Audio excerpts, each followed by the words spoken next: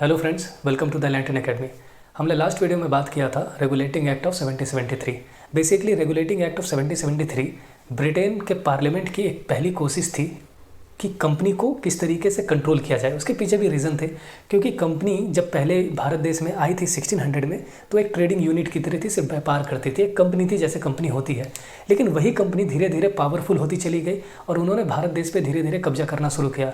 और कब्जा करने के बाद तो ब्रिटेन के पार्लियामेंट जिन्होंने उस कंपनी को भेजा था, तो ब्रिटेन ने की जो क्राउन थी, उन्होंने कंट्रोल करने के लिए, उस कंपनी को कंट्रोल करने के लिए एक रेगुलेटिंग एक्ट बनाया था कि आप एक कंपनी नहीं रहे, अब आप एक टेरिटोरियल पावर हो गए और हमारे बिहाफ पे अब भारत देश को रूल कर रहे हैं।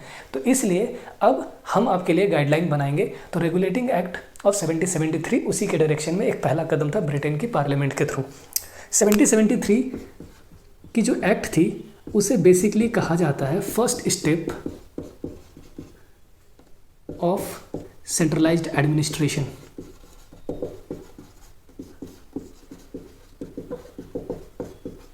इस मतलब केंद्रीकरण की ओर एक पहला कदम था। आपको पता है कि 1773 से पहले 3 प्रेसिडेंसी हुआ करती थी और तीनों प्रेसिडेंसी के गवर्नर्स हुआ करते थे, गवर्नर ऑफ, और वो कौन सी प्रेसिडेंसी थी? बॉम्बे, मद्रास एंड बंगाल। ये 3 प्रेसिडेंसी थी, तीनों के अपने अपने गवर्नर्स थे और जो तीनों प्रेसिडेंसी की पावर थी वो इक्वली डिस्ट्रीब्यूटेड थी। तो जब कभी भी पावर को इक्वली डिस्ट्रीब्यूट किया जाता है किसी भी यूनिट्स पे, तो उसे डिसेंट्रलाइज कहा जाता है। ठीक है, डिसेंट्रलाइज्ड एडमिनिस्ट्रेशन।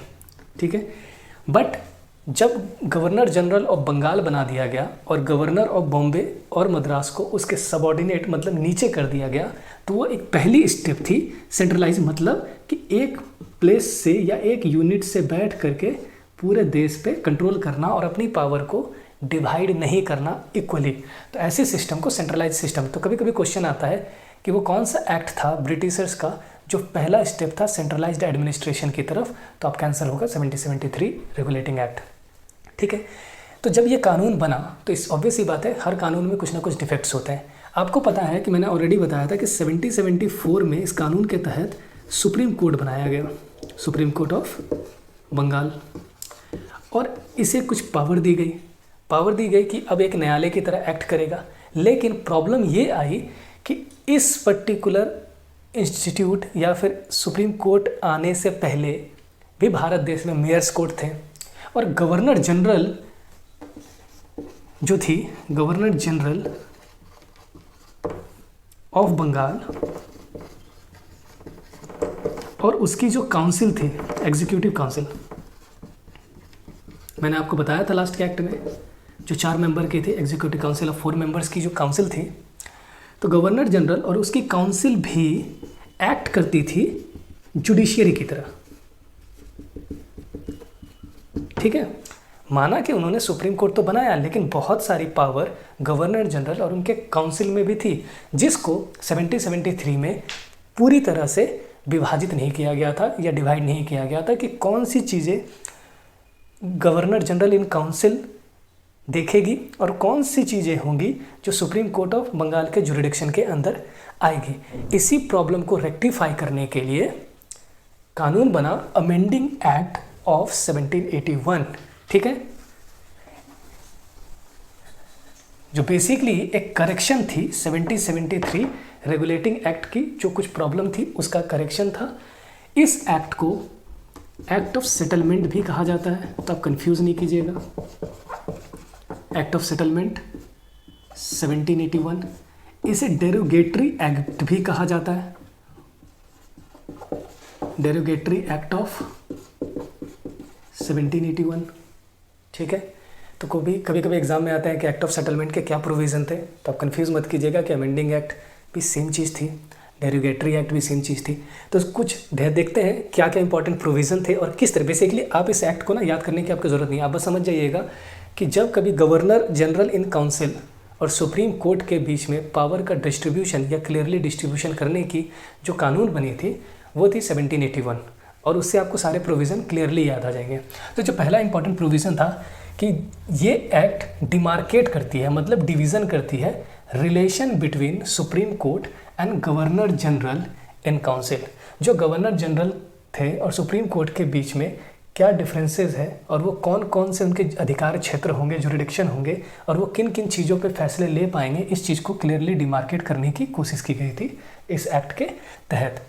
दूसरा जो है basically it exempted the governor general and the council from the jurisdiction of supreme court.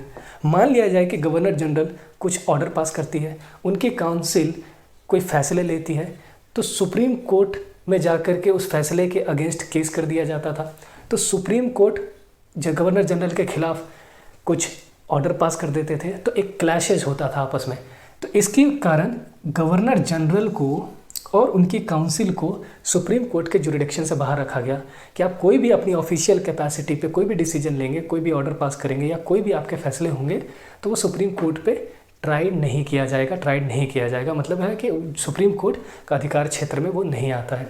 तो इससे बेसिकली ये एक्ट आप ध्यान से देखेंगे भी, तो ये act governor general and council को ज़्यादा पावरफुल बनाती है और सुप्रीम कोर्ट ऑफ बंगाल को थोड़ा, उनकी जो पावर है उनको थोड़ा कम करती है। यही आप देखने को मिलेगा इस एक्ट में, ठीक है। तो आप देख रहे हैं कि गवर्नर जनरल को यहाँ पे इम्यून कर दिया गया, ठीक है।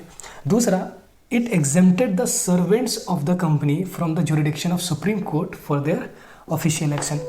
ना ही गवर्नर जनरल और उनकी काउंसिल को, बल्कि सर्वेंट्स जितने भी कंपनी के ऑफिशियल्स थे उनको भी सुप्रीम कोर्ट ट्राइड नहीं कर सकती थी, उनको भी सुप्रीम कोर्ट के जुरिडिक्शन से बाहर रखा गया कि जब कभी भी अगर वो अपनी ऑफिशियल कैपेसिटी, ऐसा नहीं है कि सिविल केसेस, एक होता है सिविल कि मान लिया जाए कि उन्होंने बाहर में जा करके कोई क्राइम किया या सिविल मैटर की हो या क्रिमिनल मैटर की, तो वो सुप्रीम कोर्ट में नहीं सुना जाएगा, बिल्कुल वहाँ सुना जाएगा। लेकिन अगर कोई ऑफिशियल कैपेसिटी पे उनके जो ऑफिशियल एक्शंस होंगे वो सुप्रीम कोर्ट में जा करके ट्राइड नहीं होंगे या इनके एक्शंस के खिलाफ सुप्रीम कोर्ट में कोई केस नहीं कर सकता या अपील नहीं कर सकता, ठीक है।